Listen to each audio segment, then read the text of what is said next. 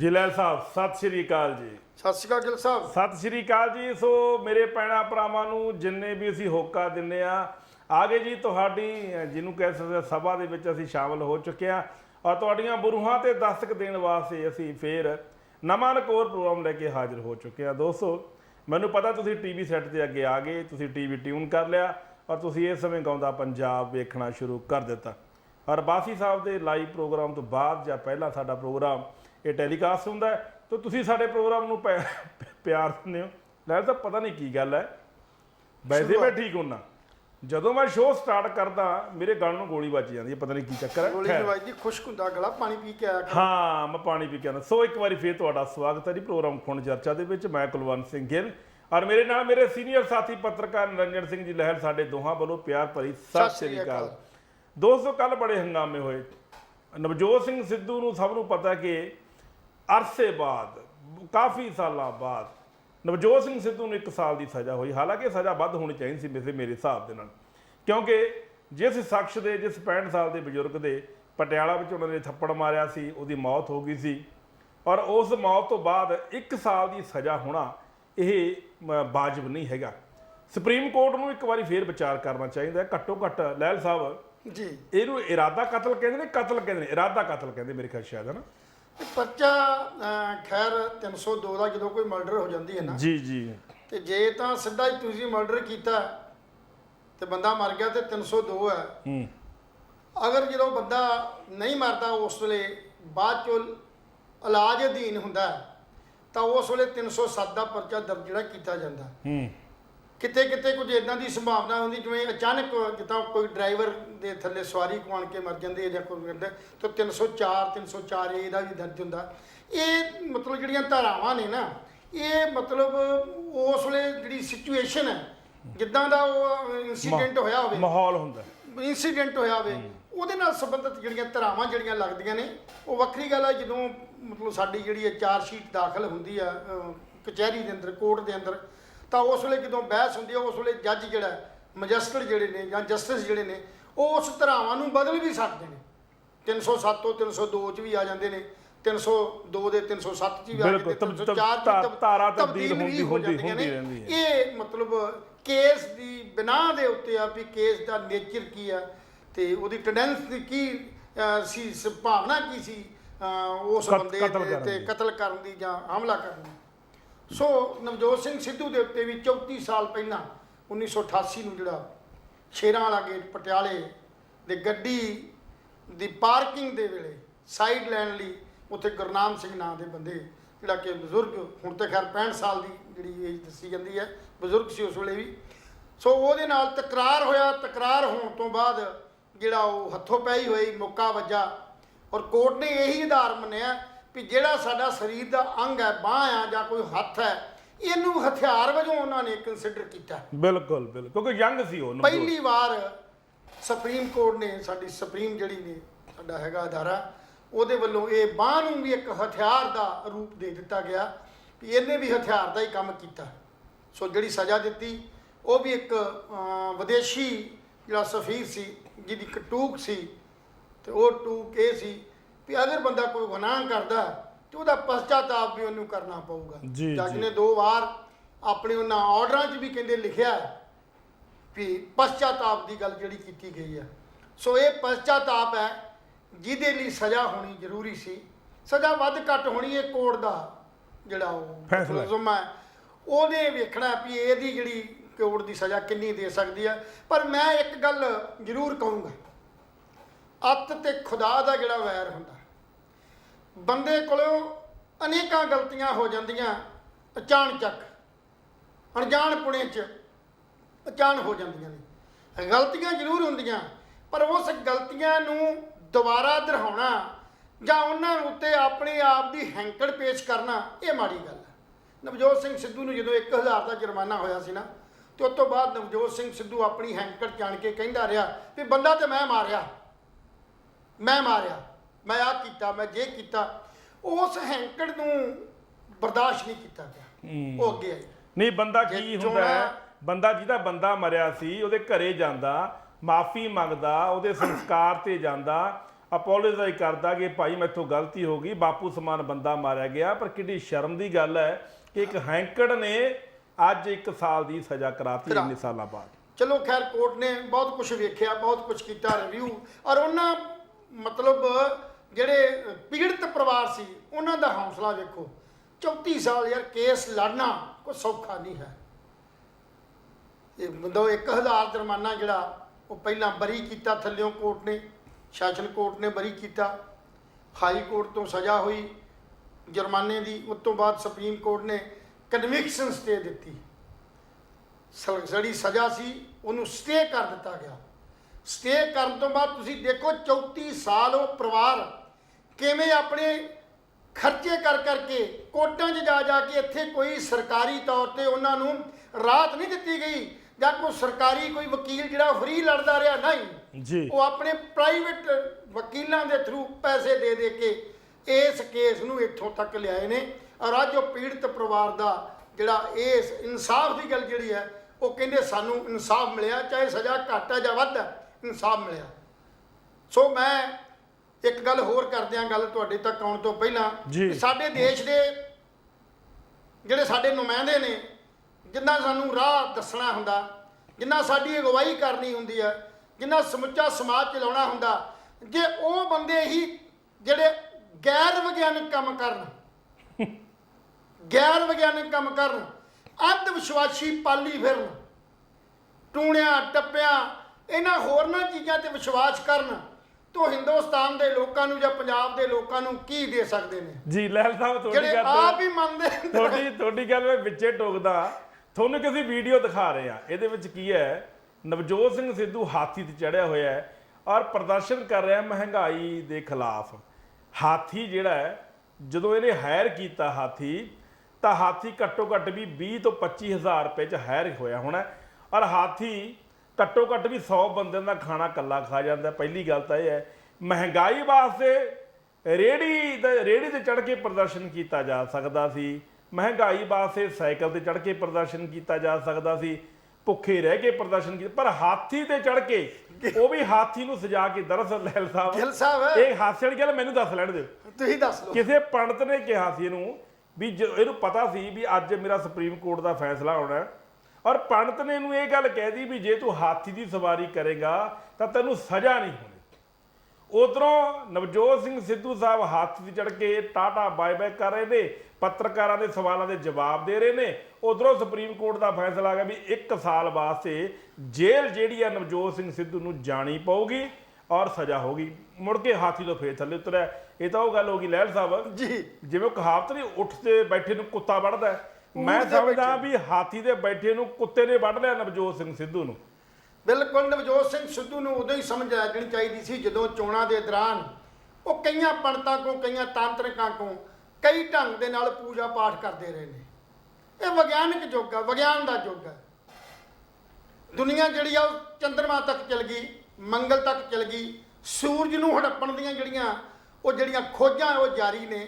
ਚੰਦਰਮਾ ਦੇ ਉੱਤੇ ਤੇ ਮੰਗਲ ਗ੍ਰਹਿ ਦੇ ਉੱਤੇ ਪੌਦੇ ਜਿਹੜੇ ਨੇ, ਦਰਖਤ ਜਿਹੜੇ ਲੱਗਣੇ ਸ਼ੁਰੂ ਹੋ ਗਏ ਨੇ, ਤੇ ਸਾਡੇ ਰਾਜਨੀਤਿਕ ਲੋਕ ਅਜੇ ਉੱਥੇ ਹੀ ਮੜੀਆਂ ਤੇ ਦੀਵੇ ਜਗਾ ਰਹੇ ਨੇ, ਅਜੇ ਉੱਥੇ ਪੰਡਤਾਂ ਦੇ ਸਹਾਰੇ ਤੇ ਚੱਲ ਰਹੇ ਨੇ, ਨਾਰੀਅਲ ਫੋੜ ਰਹੇ ਨੇ, ਸੰਦੂਰ ਲਾ ਰਹੇ ਨੇ, ਪੰਡਤਾਂ ਕੋਲ ਜਾ ਕੇ ਹਾਥੀ ਤੇ ਚੜ੍ਹਨ ਦੀਆਂ ਗੱਲਾਂ ਕਰ ਰਹੇ ਨੇ। ਜਦੋਂ ਰਫੇਲ ਜਹਾਜ਼ ਨਹੀਂ ਸੀ ਆਏ ਹਿੰਦੁਸਤਾਨ ਕੋਲੇ, ਉਦੋਂ ਜਿਹੜੇ ਆਪਣੇ ਉਦੋਂ ਕੇਂਦਰੀ ਜਿਹੜੇ ਸੀਗੇ ਆਪਣੇ ਮੰਤਰੀ ਸੀਗੇ ਰਾਜਨਾਥ ਸਿੰਘ, ਉਹ ਜਹਾਜ਼ਾਂ ਨੂੰ ਤਿਲਕ ਲਾ ਰਹੇ ਨੇ, ਪੰਡਤ ਜੀ ਪੂਜਾ ਕਰ ਰਹੇ ਨੇ, ਨਿੰਬੂ ਟੰਗੇ ਜਾ ਰਹੇ ਨੇ, ਨਿੰਬੂ ਟੰਗੇ ਜਾ ਰਹੇ ਨੇ, ਔਰ ਟਾਇਰਾਂ ਥੱਲੇ ਵੀ ਜਿਹੜੇ ਨਿੰਬੂ ਟੰਗੇ ਜਾ ਰਹੇ ਵੀ ਜਦੋਂ ਜਹਾਜ਼ ਉੱਡੂਗਾ ਤੇ ਨਿੰਬੂ ਫਿਸੂਗਾ, ਇਹਨੂੰ ਨਜ਼ਰ ਨਹੀਂ ਲੱਗਣੀ। ਔਰ ਕੁਝ ਸਮਾਂ ਪਹਿਲਾਂ ਨਰਿੰਦਰ ਮੋਦੀ ਸਾਹਿਬ ਕਾਂਗਰਸ ਤੇ ਤੰਜ ਕੱਸਦੇ ਸੀ ਕਿ ਕਾਂਗਰਸ ਜਿਹੜੀ ਹੈ ਇਹ ਪੰਡਤਾਂ ਔਲੀਆਂ ਦੇ ਅੰਧ ਵਿਸ਼ਵਾਸੀਆਂ ਦੀ ਪਾਰਟੀ ਹੈ, ਜ਼ਮਾਨਾ ਡਿਜੀਟਲ ਹੋ ਗਿਆ। ਤੇ ਜਦੋਂ ਆਪਦੇ ਤੇ ਗੱਲ ਆਉਂਦੀ ਹੈ ਉਦੋਂ ਫਿਰ ਨਵਜੋਤ ਸਿੰਘ ਸਿੱਧੂ ਵਰਗੇ ਵੀ ਹਾਥੀ ਤੇ ਚੜ੍ਹ ਕੇ ਪ੍ਰਚਾਰ ਕਰਦੇ ਨੇ,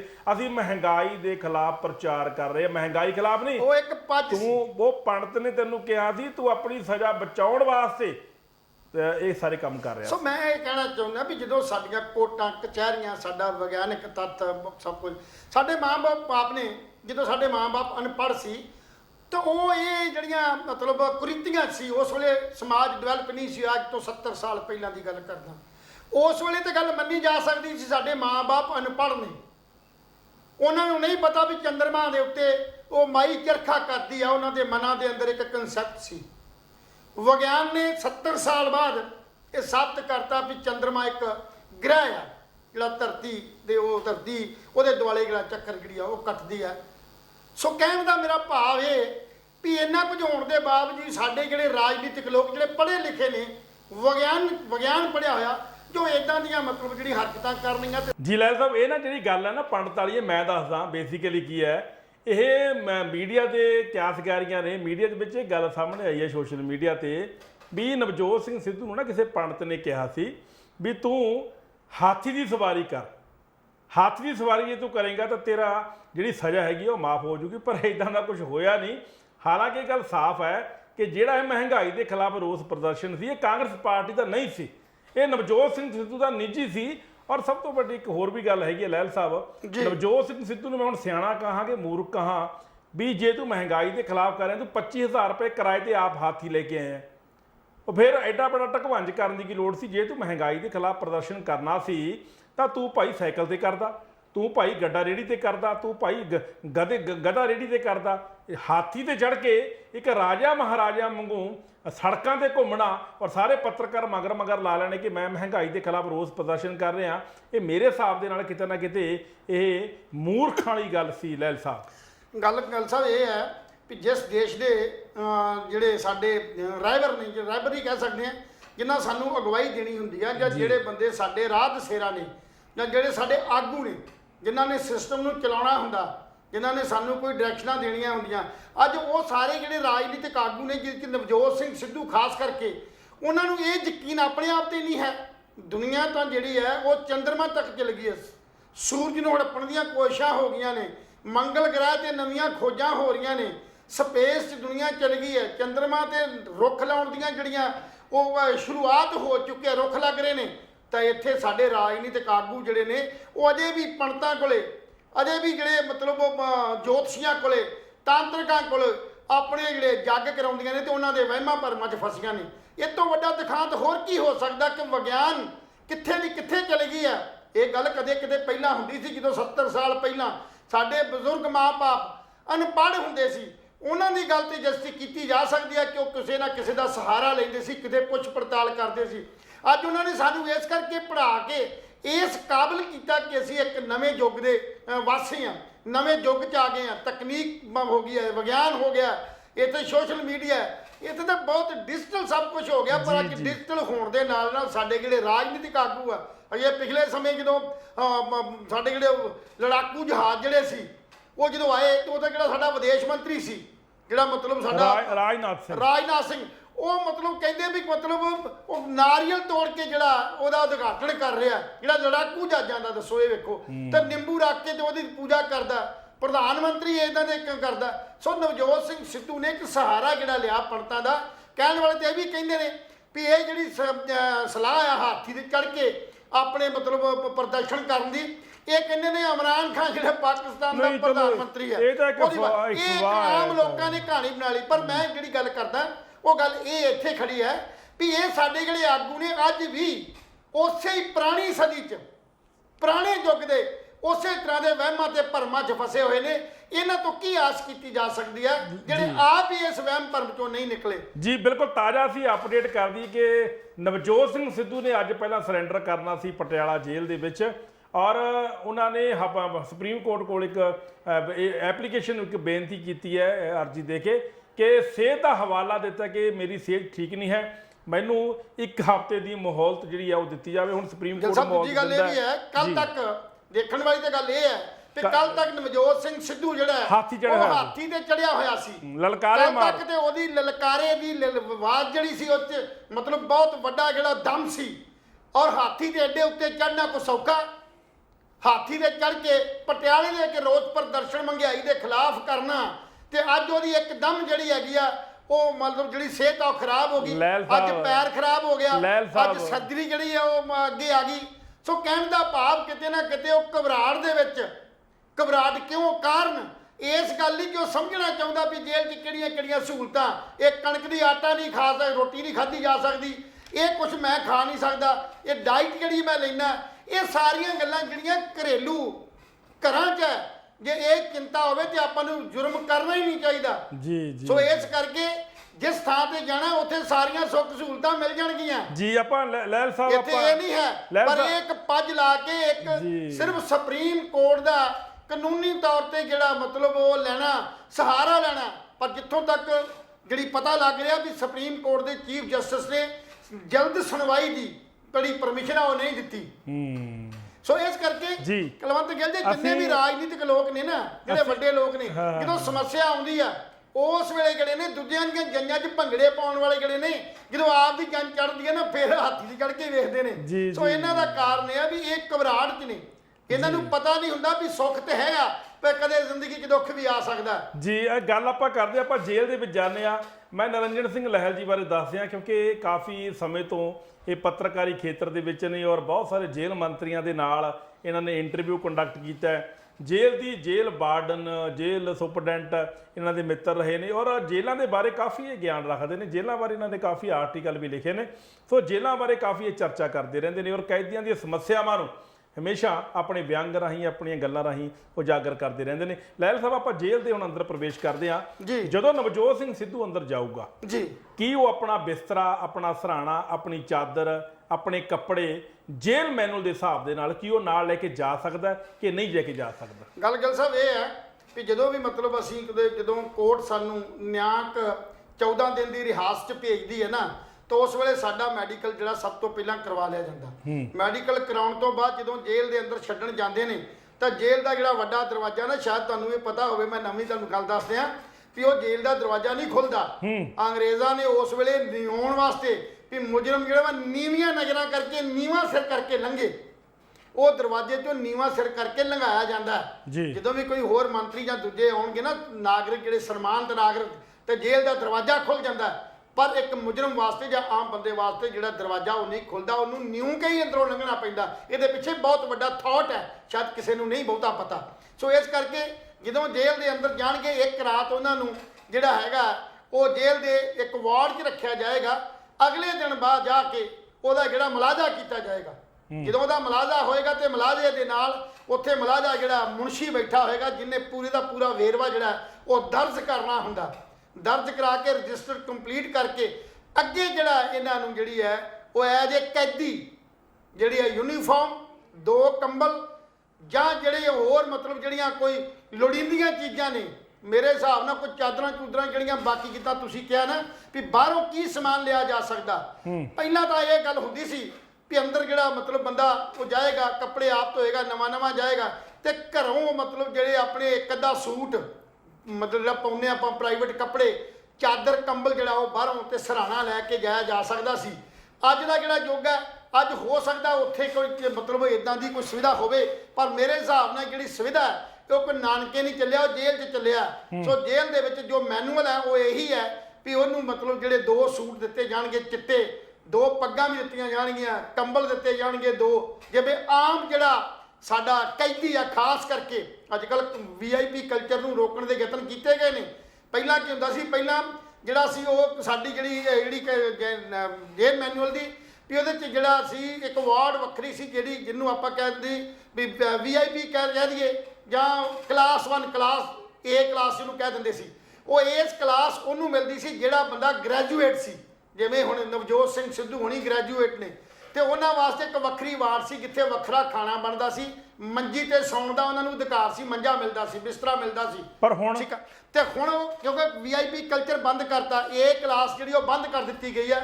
ਹੁਣ ਸਾਰੇ ਕੈਦੀ ਜਿਹੜੇ ਨੇ, ਚਾਹੇ ਕੋਈ ਵੀ ਕਿਸਮ ਦਾ, ਉਹਨਾਂ ਸਾਰਿਆਂ ਨੂੰ ਉਸ ਮੈਨੂਅਲ ਦੇ ਅਨੁਸਾਰ ਕੈਦੀ ਦੇ ਰੂਪ 'ਚ ਹੀ ਉੱਥੇ ਪ੍ਰਗਟ ਹੋਣਾ ਰਹਿਣਾ ਪੈਂਦਾ ਜੀ। ਅੱਛਾ ਲਹਿਲ ਸਾਹਿਬ, ਇੱਕ ਮੇਰਾ ਹੋਰ ਸਵਾਲ ਹੈ, ਜਿਸ ਤਰ੍ਹਾਂ ਬਿਕਰਮਜੀਤ ਸਿੰਘ ਮਜੀਠੀਆ ਨੇ, ਉਹ ਹਜੇ ਟ੍ਰਾਇਲ ਤੇ ਨਹੀਂ, ਸਜ਼ਾ ਨਹੀਂ ਹੋਈ ਜੀ, ਔਰ ਨਵਜੋਤ ਸਿੰਘ ਸਿੱਧੂ ਨੂੰ 1 ਸਾਲ ਦੀ ਸਜ਼ਾ ਹੋ ਗਈ। ਇਹਨਾਂ ਦੋਨਾਂ ਕੈਦੀਆਂ ਦੇ ਰਹਿਣ ਸਹਿਣ 'ਚ ਕੀ ਫਰਕ ਹੈ ਔਰ ਮਜੀਠੀਆ ਨੂੰ ਕਿਵੇਂ ਰੱਖਿਆ ਜਾਂਦਾ ਬਾਇਲਾਜ ਕਾਨੂੰਨੀ ਤੌਰ ਤੇ?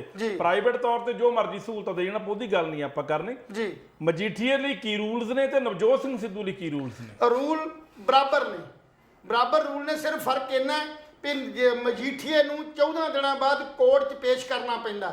ਅੱਜ ਹਾਲਾਤ ਜਿਹੜੇ ਨੇ ਇਦਾਂ ਦੇ ਨੇ ਵੀ ਕਈ ਵਾਰ ਕੋਰਟ 'ਚ ਪੇਸ਼ ਨਹੀਂ ਕੀਤਾ ਜਾਂਦਾ ਤੇ ਅੱਜ ਕੱਲ ਜਿਹੜੀ ਹੈਗੀ ਆ ਵੀਡੀਓ ਕਾਨਫਰੰਸ ਦੇ ਰਾਹੀਂ ਕੋਰਟ 'ਚ ਹਾਜ਼ਰੀ ਪਵਾਈ ਜਾਂਦੀ ਹੈ। ਪੇਸ਼ੀ ਹੁੰਦੀ ਹੈ। ਦੂਸਰਾ ਕਾਰਨ ਉਹ ਹਵਾਲਾਤੀ ਦੇ ਰੂਪ 'ਚ ਜਦੋਂ ਤੱਕ ਉਹ ਅੰਡਰ ਟ੍ਰਾਇਲ ਹੈ, ਉਹਦੇ ਕੇਸ ਦਾ ਫੈਸਲਾ ਨਹੀਂ ਹੋ ਜਾਂਦਾ, ਉਦੋਂ ਤੱਕ ਉਹ ਹਵਾਲਾਤੀ ਗਿਣਿਆ ਜਾਏਗਾ ਤੇ ਹਵਾਲਾਤੀ ਕੋਲੇ ਕਿਸੇ ਵੀ ਕਿਸਮ ਦਾ ਕੰਮ ਨਹੀਂ ਕਰਾਇਆ ਜਾ ਸਕਦਾ। ਓਕੇ, ਉਹ ਵੱਖਰੀ ਗੱਲ ਆ, ਆਪਣੇ ਐਕਟਿਵਨੈਸ ਵਾਸਤੇ ਕੋਈ ਛੋਟੇ ਮੋਟੇ ਜਿਹੜੇ ਕੰਮ ਨੇ ਉਹ ਕਰ ਲੈਂਦਾ ਬੰਦਾ ਉੱਥੇ।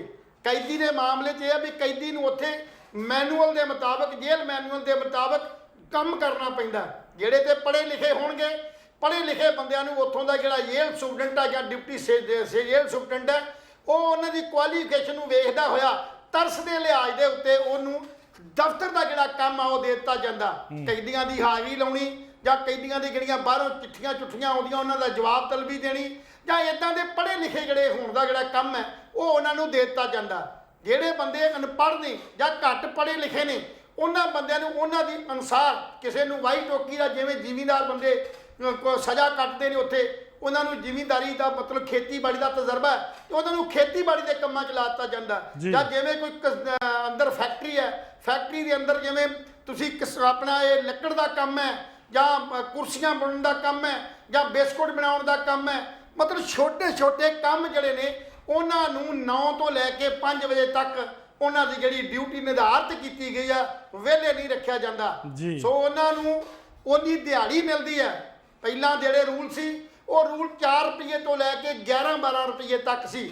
ਅੱਜ ਰੂਲ ਕੋਈ ਚੇਂਜ ਵੀ ਹੋ ਸਕਦੇ ਨੇ, ਹੋ ਸਕਦਾ ਇਹਦੀ ਦਿਹਾੜੀ ਜਿਹੜੀ ਆ ਉਹ 30-32 ਰੁਪਏ ਜਾਂ ਮਤਲਬ ਕਹਿਣ ਦਾ ਭਾਵ ਵੀ 18-20 ਰੁਪਏ ਹੋ ਗਈ ਹੋਵੇ, ਇਸ ਤੋਂ ਵੱਧ ਦਿਹਾੜੀ ਨਹੀਂ। ਇਹ ਜਿਹੜੇ ਪੈਸੇ ਹੁੰਦੇ ਨੇ, ਜਿਸ ਵੇਲੇ ਕੈਦੀ ਜਾਂ ਮਤਲਬ ਜਦੋਂ ਉਹਦੀ ਸਜ਼ਾ ਪੂਰੀ ਹੋ ਜਾਂਦੀ ਹੈ ਉਸ ਵੇਲੇ ਉਹਨੂੰ ਜਿਹੜਾ ਹਿਸਾਬ ਕਿਤਾਬ ਕਰਕੇ ਉਹਨੂੰ ਦੇ ਦਿੱਤਾ ਜਾਂਦਾ, ਪੈਸੇ ਦੇ ਦਿੱਤੇ ਜਾਂਦੇ ਨੇ ਤਾਂ ਕਿ ਉਹ ਆਪਣੇ ਜਿਹੜੇ ਘਰ ਜਾ ਕੇ ਉਸ ਪੈਸੇ ਨੂੰ ਵਰਤ ਸਕੇ। ਸੋ ਇਹ ਫਰਕ ਜਿਹੜਾ ਦੂਜਾ ਫਰਕ, ਇਹੀ ਫਰਕ ਮੈਂ ਦੱਸਿਆ ਵੀ ਕੈਦੀ ਦੇ ਵਿੱਚ ਇਹ ਫਰਕ ਆ ਵੀ ਉਹ ਮਤਲਬ ਕੋਰਟ 'ਚ ਉਹਦੀ ਹਾਜ਼ਰੀ ਨਹੀਂ ਪੈਂਦੀ, ਹਵਾਲਾਤੀ ਦੀ ਪੈਂਦੀ ਹੈ, ਹਾਜ਼ਰੀ ਪੈਂਦੀ ਹੈ। ਹਵਾਲਾਤੀ ਕੋ ਕੰਮ ਨਹੀਂ ਲਿਆ ਜਾ ਸਕਦਾ, ਕੈਦੀ ਕੋ ਕੰਮ ਲਿਆ ਜਾ ਸਕਦਾ। ਅੱਛਾ ਲਹਿਲ ਸਾਹਿਬ, ਇੱਕ ਹੋਰ ਵੀ ਕਹਿਣਾ, ਜਿਹੜੀ ਮੈਂ ਗੱਲ ਕਲੀਅਰ ਕਰਨਾ, ਜਿਹੜੇ ਖਾਣ ਪੀਣ ਦੇ ਮਾਮਲੇ 'ਚ ਹੈ, ਖਾਣ ਪੀਣ ਦੇ ਮਾਮਲੇ 'ਚ ਕੋਈ ਪਾਰਟਨਰਸ਼ਿਪ ਨਹੀਂ ਹੈ। ਜੋ ਕੈਦੀ ਨੂੰ ਖਾਣਾ ਮਿਲਦਾ ਉਹੀ ਖਾਣਾ ਜਿਹੜਾ ਉਹ ਆਮ ਹਵਾਲਾਤੀ ਨੂੰ ਮਿਲਦਾ। ਜਿੰਨੇ ਟਾਈਮ ਤੇ ਚਾਹ ਕੈਦੀ ਨੂੰ ਮਿਲੇਗੀ ਉਸੇ ਟਾਈਮ ਤੇ ਚਾਹ ਜਿਹੜੀ ਆ ਹਵਾਲਾਤੀ ਨੂੰ ਮਿਲੇਗੀ। ਉਹਦੇ 'ਚ ਕੋਈ ਇਹੋ ਜਿਹੀ ਮਤਲਬ ਕੋਈ ਨਵੀਆਂ ਜਿਹੜੀਆਂ ਉਹ ਕੰਡੀਸ਼ਨਸ ਜਾਂ ਟਰਮ ਐਂਡ ਕੰਡੀਸ਼ਨਸ ਨਹੀਂ ਹੈ। ਜੀ ਲਹਿਲ ਸਾਹਿਬ, ਇੱਕ ਹੋਰ ਵੀ ਗੱਲ ਹੈ, ਜੇਲ੍ਹ ਦੇ ਵਿੱਚ ਕਿੰਨੇ ਕਮਰੇ ਨੇ, ਕਿੰਨੀ ਕਿਸਮ ਦੇ ਕਮਰੇ ਨੇ, ਬੈਰਕ ਕਿਹਨੂੰ ਕਹਿੰਦੇ ਆ, ਚੱਕੀ ਕਿਹਨੂੰ ਕਹਿੰਦੇ ਆ, ਔਰ ਕਿਹੜੇ ਮੁਲਜ਼ਮ ਨੂੰ ਕਿਸ ਤਰੀਕੇ ਨਾਲ ਰੱਖਿਆ ਜਾਂਦਾ ਹੈ। ਔਰ ਨਵਜੋਤ ਸਿੰਘ ਸਿੱਧੂ ਜਿਵੇਂ ਪੜ੍ਹਿਆ ਲਿਖਿਆ ਵੀ ਹੈ, ਮਿਨਿਸਟਰ ਵੀ ਰਿਹਾ ਹੈ, MLA ਵੀ ਰਿਹਾ ਹੈ ਔਰ ਕਾਂਗਰਸ ਪਾਰਟੀ ਦਾ ਲੀਡਰ ਵੀ ਹੈ, ਤਾਂ ਉਹਨਾਂ ਨੂੰ ਕਿਸ ਕੈਟਾਗਰੀ ਦੇ ਕੈਦੀਆਂ ਦੇ ਨਾਲ ਰੱਖਿਆ ਜਾਊਗਾ? ਵੈਸੇ ਤਾਂ ਬੇਸਿਕਲੀ ਕੀ ਆ ਵੀ ਇਹ ਰਾਜਸੀ ਕੈਦੀ ਤਾਂ ਹੈ ਨਹੀਂ, ਇਹ ਤਾਂ ਇੱਕ ਮੁਜਰਮ ਹੈ। ਕਤਲ ਦੇ ਮਾਮਲੇ ਦੇ ਵਿੱਚ ਜਿਹੜਾ ਮੌਤ ਦੇ ਮਾਮਲੇ 'ਚ ਸਜ਼ਾ ਹੋਈ ਹੈ ਜੀ, ਸੋ ਇਸ ਮਾਮਲੇ 'ਚ ਉਹ ਆਮ ਕੈਦੀਆਂ ਦੇ ਵਾਂਗੂ ਹੀ ਵਿਚਾਰਿਆ ਜਾਏਗਾ ਜੀ। ਸੋ ਇਹਨਾਂ ਕੈਦੀਆਂ ਦੇ 3 ਕਿਸਮ ਦੀਆਂ ਕੈਦੀ ਦਾ ਇਹ ਹੈ ਜਾਂ ਮਤਲਬ ਹਵਾਲਾਤੀ ਦਾ ਵੀ 3 ਕਿਸਮ ਦੇ ਉੱਥੇ ਰਹਿਣ ਦੇ ਜਿਹੜੇ ਉਹ ਟਿਕਾਣੇ ਬਣਾਏ ਗਏ ਨੇ। ਪਹਿਲਾਂ ਤੇ ਉਹਦੀ ਬੈਰਕਾਂ ਹੁੰਦੀਆਂ ਨੇ, ਬੈਰਕਾਂ ਜਿਹੜੀਆਂ ਨੇ ਜਿਨ੍ਹਾਂ ਦੀ ਸਮਰੱਥਾ ਜਿਹੜੀ ਹੈ ਉਹ ਮਤਲਬ 60-70 ਬੰਦਿਆਂ ਦੀ ਹੁੰਦੀ ਹੈ। 60-70 ਬੰਦੇ। ਜੇਲ੍ਹ ਦੇ ਵਿੱਚ ਜ਼ਿਆਦਾ ਨਫਰੀ ਆ ਜਾਵੇ ਬਾਹਰੋਂ ਜਾਂ ਜ਼ਿਆਦਾ ਮੁਜਰਮ ਜਿਹੜੇ ਚਲੇ ਜਾਣ ਤੇ ਉਹ ਨਫਰੀ ਵੱਧ ਵੀ ਜਾਂਦੀ ਹੈ, 100-120 ਤੱਕ ਵੀ ਚਲੇ ਜਾਂਦੀ ਹੈ। ਇਹ ਤਾਂ ਬੈਰਕਾ ਸਾਂਝੀ ਬੈਰਕ ਜਿਹਦੇ 'ਚ ਇੰਨੇ ਬੰਦੇ ਇਕੱਠੇ ਰਹਿ ਸਕਦੇ ਨੇ। ਚੱਕੀ ਉਹਨੂੰ ਕਿਹਾ ਜਾਂਦਾ, ਜਿਹੜੀ 2 ਬੰਦੇ ਜਿਹੜੇ ਨੇ ਉਹ ਚੱਕੀ ਦੇ ਵਿੱਚ ਰਹਿ ਸਕਦੇ ਨੇ। ਉਹ ਚੱਕੀ ਦਾ ਮਤਲਬ ਇਹ ਆ ਵੀ 2 ਹੀ ਬੰਦੇ ਨੇ, ਉਹਦੇ 'ਚ ਹੀ ਰਾਤ ਨੂੰ ਟੈਂਪਰੇਰੀ ਤੌਰ ਤੇ ਜਾਂ ਕਿਸੇ ਹਾਲਾਤ ਵਿਗੜ ਜਾਣ ਦੇ ਤੌਰ ਤੇ ਉਹਨਾਂ ਲਈ ਇੱਕ ਛੋਟਾ ਜਿਹਾ ਜਿਹੜਾ ਉਹ ਥੜੇ ਟਾਈਪ ਇੱਕ ਜਿਹੜੀ ਉਹ ਲੈਟਰਨ ਬਣੀ ਹੁੰਦੀ ਹੈ, ਉੱਥੇ ਹੀ ਪਾਣੀ ਹੁੰਦਾ, ਘੜਾ ਭਰਿਆ ਹੋਇਆ ਪਾਣੀ ਦਾ, ਉਹ ਰੱਖਿਆ ਜਾਂਦਾ ਵੀ ਵੇਲੇ ਇਨ ਬਿਟਵੀਨ ਰਾਤ ਨੂੰ ਕੋਈ ਲੋੜ ਪੈ ਜੇ ਤੇ ਅੰਦਰ ਹੀ ਜਿਹੜਾ ਉਹ ਆਪਣਾ ਜਿਹੜਾ ਪਹਿਕਾਨਾ ਕਰ ਸਕਦੇ ਹੋਣ। ਔਰ ਸੌਣ ਦੀ ਜਿਹੜੀ ਜਗ੍ਹਾ ਉਹ ਸਿਰਫ ਪੈਰਾਂ ਤੱਕ ਹੀ ਹੁੰਦੀ ਹੈ, ਬਹੁਤ ਛੋਟੀ ਮਤਲਬ ਹੁੰਦੀ ਹੈ। ਤੀਸਰੀ ਜਗ੍ਹਾ ਉਹ ਹੈ ਜਿਸ ਜਗ੍ਹਾ ਤੇ ਜਿਸ ਬੰਦੇ ਜਿਹੜੇ ਜੇਲ੍ਹ ਦੇ ਅੰਦਰ ਕੋਈ ਗਲਤ ਕੰਮ ਕਰਦੇ ਨੇ, ਲੜਾਈ ਝਗੜਾ ਜਾਂ ਕੁੱਟਮਾਰ ਕਰਦੇ ਨੇ ਜਾਂ ਪੁਲਿਸ ਨੂੰ ਉੱਥੋਂ ਦੇ ਸਿਸਟਮ ਨੂੰ ਜਿਹੜੇ ਜੇਲ੍ਹ ਵਾਲੇ ਨੇ ਉਹਨਾਂ ਨੂੰ ਉਹਨਾਂ ਬੰਦਿਆਂ ਤੋਂ ਖਤਰਾ ਭਾਪਦਾ ਹੋਵੇ ਤਾਂ ਉਹਨਾਂ ਨੂੰ ਸਜ਼ਾ ਦੇਣ ਵਾਸਤੇ ਅੰਦਰੇ ਇੱਕ ਅਜਿਹਾ ਖਾਤਾ ਜਿਹਨੂੰ ਕਈ ਵੱਖ-ਵੱਖ ਜੇਲ੍ਹਾਂ 'ਚ ਨਾਂ ਦਿੱਤਾ ਗਿਆ, ਜਿਵੇਂ ਪਟਿਆਲੇ ਦੀ ਜੇਲ੍ਹ 'ਚ ਕੁਮਾਰ ਖਾਤਾ ਕਹਿ ਦਿੰਦੇ ਨੇ ਜਾਂ ਕਿਤੇ ਕਈ ਕਿਸਮ ਦੇ ਨਾਵਾਂ ਨਾਲ ਉਹ ਖਾਤੇ ਨੂੰ, ਇਹ ਖਾਤਾ ਜਿਹੜਾ ਖਾਤਾ ਨਹੀਂ ਖਾਤਾ, ਉਸ ਖਾਤੇ ਦਾ ਨਾਂ ਰੱਖ ਲਿਆ ਜਾਂਦਾ। ਉਹਦੇ 'ਚ ਕੀ ਆ, ਉਹਨਾਂ ਸ਼ਰਾਰਤੀ ਉਹਨਾਂ ਮਤਲਬ ਬੰਦਿਆਂ ਨੂੰ ਰੱਖਿਆ ਜਾਂਦਾ ਜਿਹੜੇ ਬੜੇ ਜਿਹਨੂੰ ਕਹਿ ਦਈਏ ਖੁੰਖਾਰ ਕਿਸਮ ਦੇ ਬੰਦੇ ਨੇ, ਉਹਨਾਂ ਨੂੰ ਰੱਖ ਦਿੱਤਾ ਜਾਂਦਾ। ਜਾਂ ਉਹ ਬੰਦੇ ਜਿਹੜੇ ਜੇਲ੍ਹ ਦੇ ਅੰਦਰ ਰਹਿ ਕੇ ਜੇਲ੍ਹ ਦੀਆਂ ਕੁਝ ਗੱਲਾਂ ਜਿਹੜੀਆਂ ਬਾਹਰ ਕੱਢਦੇ ਨੇ, ਜਾਂ ਉਹਨਾਂ ਦੀਆਂ ਕਮਜ਼ੋਰੀਆਂ ਘਾਟਾਂ ਨੂੰ ਦੇਖਦੇ ਰਹਿੰਦੇ ਨੇ, ਉਹਨਾਂ ਨੂੰ ਸਜ਼ਾ ਦੇ ਰੂਪ 'ਚ ਉਹਨਾਂ ਹਾਤਿਆਂ 'ਚ ਬੰਦ ਕਰ ਦਿੱਤਾ ਜਾਂਦਾ, ਜਿੱਥੇ ਕਿਤੇ ਹਵਾ ਜਾਂ ਜਿੱਥੇ ਕਿਤੇ ਸੂਰਜ ਦੀ ਕਿਰਨ ਤੱਕ ਨਹੀਂ ਜਾਂਦੀ। ਸਿਰਫ ਇਸ ਕਰਕੇ ਅਹਿਸਾਸ ਕਰਾਉਣ ਲਈ ਉਹਨਾਂ ਨੂੰ ਸਜ਼ਾ ਦੇ ਰੂਪ 'ਚ ਦੂਸਰੀ ਸਜ਼ਾ ਜਿਹੜੀ ਆ ਉਹ 2 ਦਿਨ 4 ਦਿਨ ਜਾਂ 10 ਦਿਨ ਦੇ ਦਿੱਤੀ ਜਾਂਦੀ ਆ, ਤਾਂ ਕਿ ਇਹਨਾਂ ਦਾ ਸੁਧਾਰ ਹੋ ਜੇ। ਆਮ ਜਿਹੜਾ ਬੰਦਾ, ਜੇ ਕੋਈ ਇਮਾਨਦਾਰ ਸਹੀ ਬੰਦਾ ਇਨ ਬਿਟਵੀਨ ਕਿਤੇ ਗਲਤੀ ਹੋ ਜੀ ਤੇ ਉਸ ਬੰਦੇ ਵਾਸਤੇ ਉੱਥੇ ਮਾਨਸਿਕ ਜਿਹੜਾ ਤਸੀਹਾ ਹੈ ਉੱਥੇ ਝੱਲਣਾ ਉਹਨੂੰ ਪੈਂਦਾ। ਤੇ ਮਾਨਸਿਕ ਤੀਸਰੇ ਦੇ ਤੌਰ ਤੇ ਕਈ ਵਾਰ ਉੱਥੇ ਉਸ ਹਾਤੇ ਦੇ ਬੰਦੇ ਨੀਮ ਪਾਗਲ ਤੱਕ ਹੋ ਜਾਂਦੇ ਨੇ। ਅੱਛਾ, ਇਹ ਜਿਹੜੇ ਆਪਣੇ ਇਦਾਂ ਦੇ VIP ਸਿਆਸੀ ਕੈਦੀ ਨੇ, ਉਹਨਾਂ ਵਾਸਤੇ ਉਹਨਾਂ ਨੂੰ ਵੱਖਰੀ ਬੈਰਕ ਦਾ ਪ੍ਰਬੰਧ ਜਿਹੜਾ ਕਰਨਾ ਪੈਂਦਾ, ਵੱਖਰੇ ਤੌਰ ਤੇ ਉਹਨਾਂ ਨੂੰ ਰੇਂਜ ਕਰਨਾ ਪੈਂਦਾ। ਸੋ ਇਸ ਕਰਕੇ ਸਿਸਟਮ ਇਦਾਂ ਦਾ ਸਾਡਾ ਇਹ ਸਿਸਟਮ ਜਿਹੜਾ ਇੱਥੇ ਬਹੁਤ ਪਾਰਸ਼ਲਟੀ ਵੀ ਆ, ਸਿਫਾਰਿਸ਼ ਵੀ ਆ, ਪੈਸਾ ਵੀ ਆ, ਕਈ ਕੁਛ ਹੈ। ਸੋ ਇਸ ਕਰਕੇ ਭਾਵੇਂ ਕਿ ਆਮ ਆਦਮੀ ਪਾਰਟੀ ਨੇ ਇੱਕ ਬਹੁਤ ਵੱਡੇ ਪੱਧਰ ਤੇ VIP ਕਲਚਰ ਨੂੰ ਬੰਦ ਕਰਨ ਦੀ ਕੋਸ਼ਿਸ਼ ਕੀਤੀ ਹੈ। ਪਹਿਲੀਆਂ ਸਰਕਾਰਾਂ ਵੀ ਬਿਆਨ ਦਿੰਦੀਆਂ ਰਹੀਆਂ ਵੀ ਜੇਲ੍ਹ ਮੈਨੂਅਲ ਦੇ ਮੁਤਾਬਕ ਉੱਥੇ ਮੋਬਾਈਲ ਨਹੀਂ ਜਾਣੇ ਚਾਹੀਦੇ, ਜਾਂ ਉੱਥੇ ਜੈਮਰ ਲਗਾਉਣ ਦੀ ਕੋਸ਼ਿਸ਼ ਕੀਤੀ ਗਈ ਹੈ। ਕਈ ਕਿਸਮ ਦੀਆਂ ਜਿਹੜੇ ਸੁਧਾਰ ਕਰਨ ਦੀ ਕੋਸ਼ਿਸ਼ ਕੀਤੀ ਗਈ ਹੈ, ਪਰ ਉਹ ਸੁਧਾਰ ਨਾਂ ਦੀ ਕੋਈ ਗੱਲ ਨਹੀਂ ਉੱਥੇ ਹੋਈ। ਅੰਦਰ ਖਾਤੇ ਉਹ ਸਾਰਾ ਸਿਸਟਮ, ਸਾਰਾ ਜਿਹੜਾ ਜਾਲ ਹੈ ਉਹ ਉਸੇ ਹੀ ਤਰ੍ਹਾਂ ਚੱਲ ਰਿਹਾ ਜਿਵੇਂ ਪਹਿਲਾਂ ਚੱਲਦਾ ਸੀ। ਸੋ ਉੱਥੇ ਸਿਫਾਰਸ਼ਾਂ ਜਾਂ ਇਦਾਂ ਦਾ ਵਾਦ ਵਿਹਾਰ ਕਰਕੇ ਜਿਹੜੇ VIP ਜਾਂ ਖਰਚ ਕਰਨ ਵਾਲੇ ਬੰਦੇ, ਪੈਸੇ ਖਰਚ ਕਰਨ ਵਾਲੇ ਬੰਦੇ ਆ, ਉਹਨਾਂ ਨੂੰ ਸੁੱਖ ਸਹੂਲਤ ਜਿਹੜੀ ਦੇ ਦਿੱਤੀ ਜਾਂਦੀ, ਜਿਹਦੇ ਖਿਲਾਫ ਅਸੀਂ ਕਈ ਵਾਰ ਮੰਤਰੀਆਂ ਨੂੰ ਵੀ, ਕਈ ਵਾਰ ਪ੍ਰਸ਼ਾਸਨ ਨੂੰ ਵੀ, ਕਈ ਵਾਰ ਹੋਰ ਜਿਹੜੇ ਸਾਡੇ ਜੱਜਸ, ਜਿਹੜੇ ਜਸਟਿਸ ਨੇ, ਜੱਜ ਹਾਈ ਕੋਰਟ ਦੇ ਜਾਂ ਮਤਲਬ ਜਿਹੜੇ ਹੈਗੇ ਨੇ ਥੱਲੇ ਡਿਸਟ੍ਰਿਕਟ ਕੋਰਟ ਦੇ, ਉਹ ਜਦੋਂ ਵਿਜ਼ਿਟ ਕਰਨ ਜਾਂਦੇ ਨੇ ਤਾਂ ਉਹ ਵਿਜ਼ਿਟ ਕਰਕੇ ਵੀ ਵੇਖਦੇ ਨੇ ਤੇ ਉਹਨਾਂ ਨੂੰ ਵੀ ਸ਼ਿਕਾਇਤਾਂ ਜਿਹੜੀਆਂ ਕੀਤੀਆਂ ਜਾਂਦੀਆਂ ਵੀ ਇੱਥੇ ਆਹ ਸਿਸਟਮ ਜਿਹੜਾ ਇਹਦੇ ਮੁਤਾਬਕ ਕੁਝ ਕੈਦੀਆਂ ਨੂੰ ਸੁੱਖ ਸਹੂਲਤਾਂ ਜਿਹੜੀਆਂ ਨਹੀਂ ਦਿੱਤੀਆਂ ਜਾਂਦੀਆਂ, ਉਹਨਾਂ ਦੇ ਖਿਲਾਫ ਵੀ ਜਿਹੜੀ ਜੱਜਸ ਨੂੰ ਜਾਂ ਉਹਨਾਂ ਨੂੰ ਸ਼ਿਕਾਇਤ ਕੀਤੀ ਜਾਂਦੀ ਹੈ ਵੀ ਇਹਨਾਂ ਥਾਵਾਂ ਦੇ ਉੱਤੇ ਆ। ਸੋ ਇਹ ਜਿਹੜਾ ਪ੍ਰਭਾਵ ਤੇ ਨਵਜੋਤ ਸਿੰਘ ਸਿੱਧੂ ਨਾਲ ਵੀ ਉਸੇ ਤਰ੍ਹਾਂ ਦਾ ਇੱਕ ਵਿਹਾਰ ਹੋਏਗਾ ਜਿਹੜਾ ਵਿਹਾਰ ਆਮ ਕੈਦੀ ਨਾਲ ਕੀਤਾ ਜਾਏਗਾ। ਜਿੱਥੋਂ ਤੱਕ ਖਾਣੇ ਦਾ ਸਵਾਲ ਹੈ ਜੀ, ਖਾਣੇ ਦੀ ਗੱਲ ਤੁਸੀਂ ਮੈਨੂੰ ਜ਼ਰੂਰ ਪੁੱਛੋ। ਮੇਰਾ ਸਵਾਲ ਅੱਗੇ ਹੀ ਸੀਗਾ ਵੀ ਜੇਲ੍ਹ ਦੇ ਵਿੱਚ ਜਿਹੜਾ ਸਵੇਰੇ ਮੰਨ ਲਓ ਬ੍ਰੇਕ ਚਾਹ ਦਾ ਟਾਈਮ ਹੈ, ਸਵੇਰੇ ਕੈਦੀਆਂ ਨੂੰ ਕਿੰਨੇ ਵਜੇ ਉਠਾਇਆ ਜਾਂਦਾ ਹੈ ਔਰ ਨਵਜੋਤ ਸਿੰਘ ਸਿੱਧੂ ਉਹਨਾਂ ਕੈਦੀਆਂ ਵਿੱਚ ਸ਼ਾਮਲ ਹੋਏਗਾ, ਉਹਦੇ ਬਕਾਇਦਾ ਉਹਨੂੰ ਕੈਦੀ ਨੰਬਰ ਅਲਾਟ ਹੋਏਗਾ ਲਹਿਲ ਸਾਹਿਬ, ਔਰ ਉਸੇ ਨਾਮ ਨਾਲ ਉਹਨੂੰ ਨਵਜੋਤ ਦੇ ਨਾਂ ਤੇ ਪੁਕਾਰੇ ਵੀ ਕੈਦੀ ਨੰਬਰ ਫਲਾਨਾ ਨਵਜੋਤ ਹਾਜ਼ਰ ਹੋ। ਔਰ ਨਵਜੋਤ ਇਦਾਂ ਜੀ ਇਹ ਫਿਲਮਾਂ 'ਚ ਤਾਂ ਮਤਲਬ ਸ਼ੋਭਾ ਦਿੰਦਾ ਵੀ ਕੈਦੀ ਨੰਬਰ ਇੰਨੇ ਆ, ਇੱਥੇ ਕੀ ਕਹਿੰਦੇ ਵੈਸੇ ਉਹ ਰਿਕਾਰਡ 'ਚ ਤੇ ਨੰਬਰ ਲੱਗਾ ਹੁੰਦਾ ਕੈਦੀ ਦਾ। ਆਮ ਤੌਰ ਤੇ ਜਿਹੜੀ ਮੈਂ ਤੇ ਗੱਲ ਨਹੀਂ, ਜਦੋਂ ਹਾਜ਼ਰੀ ਲੱਗਦੀ ਹੈ ਉਦੋਂ ਨਾਂ ਬੋਲਿਆ ਜਾਂਦਾ, ਲੈਂਦਾ ਕੌਣ ਹਾਜ਼ਰੀ ਲੈਂਦਾ ਕੌਣ? ਜਿਹੜੀ ਜਦੋਂ ਵੀ ਮੈਂ ਗੱਲ ਕਰਾਂ, ਚਾਹੇ ਬੈਰਕਾ, ਚਾਹੇ ਉਹ ਮਤਲਬ ਜਿਹੜੀ ਹੈਗੀ ਆ ਚੱਕੀ ਹੈ, ਚਾਹੇ ਉਹ ਕਿਤੇ ਕਿਸੇ ਹੋਰ ਵੀ ਖਾਤੇ 'ਚ ਬੰਦ ਹੈ, ਉਹਦੀ ਜਦੋਂ ਬੰਦੀ ਹੁੰਦੀ ਹੈ, ਬੰਦੀ ਮੈਂ ਰਾਤ ਤੋਂ ਸ਼ੁਰੂ ਕਰਦਾ, ਸ਼ਾਮ ਨੂੰ ਜਿਹੜੀ ਬੰਦੀ ਹੈ ਉਹ ਕਰੀਬ ਗਰਮੀਆਂ ਦੇ ਟਾਈਮ 'ਚ 7 ਵਜੇ ਹੁੰਦੀ ਹੈ ਔਰ ਸਰਦੀਆਂ ਦੇ ਟਾਈਮ 5:30 ਸਵਾ 5 ਵਜੇ ਹੋ ਜਾਂਦੀ ਹੈ, ਜਦੋਂ ਸੂਰਜ ਡੁੱਬਣ ਲੱਗਦਾ। ਜਦੋਂ ਬੰਦੀ ਹੁੰਦੀ ਹੈ ਤੇ ਬੰਦੀ ਜਾਂ ਉੱਥੋਂ ਦਾ ਜਿਹੜਾ ਹੌਲਦਾਰ ਹੈ, ਚੱਕਰ ਹੌਲਦਾਰ ਖਾਸ ਕਰਕੇ, ਜਾਂ ਉਹਦੇ ਨਾਲ ਡਿਪਿਊਟ ਜਿਹੜੇ ਬੰਦੇ ਹੌਲਦਾਰ ਹੁੰਦੇ ਨੇ, ਉਹ ਰਜਿਸਟਰ ਲੈ ਕੇ ਆਉਂਦੇ ਨੇ ਔਰ ਨਾਂ ਸੰਬੋਧਨ ਹੁੰਦਾ।